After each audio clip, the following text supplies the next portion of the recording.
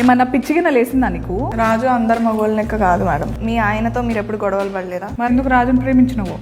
నేను అడగగానే బ్యాలెన్స్ చేయిస్తాడు, నాకు పానీపూరి తినిపిస్తాడు, ఆటోలలో రోజు తిప్పుతాడు.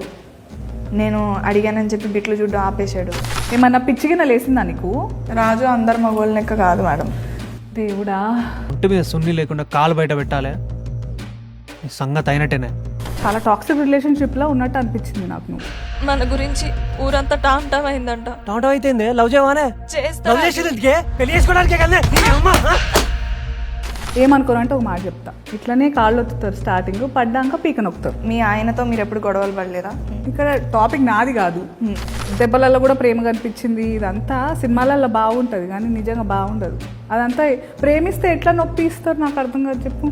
నొప్పిద్దామని అనుకోలేదు. నేను కొడితే కూడా నేను చంపితే కూడా ప్రేమ చూస్తున్నారని కదా నెత్తికెక్కుతారు వీళ్ళంతా. లేదు మేడం, మరి నేను కొడతా కదా రాజుని అదే ప్రేమతో. నువ్వు కూడా కొట్టినావా? ఇద్దరి మధ్యలో నలిగిపోయి నీ ఇష్టమేందో మర్చిపోయి బతుకుతున్నట్టు అనిపించింది. నీకంటూ ఒక ఇష్టం ఇష్టం అనేది ఉండద్దా? నిజంగా నాకు ఇష్టం ఉంటుందా మేడం? నాకు ఉండాలనే అంటున్నా నేను. మీరు రాంబాయి ప్లేస్లో ఉంటే ఏం చేస్తారు మేడం? నేను కూడా మస్తు దెబ్బలు తిన్నా.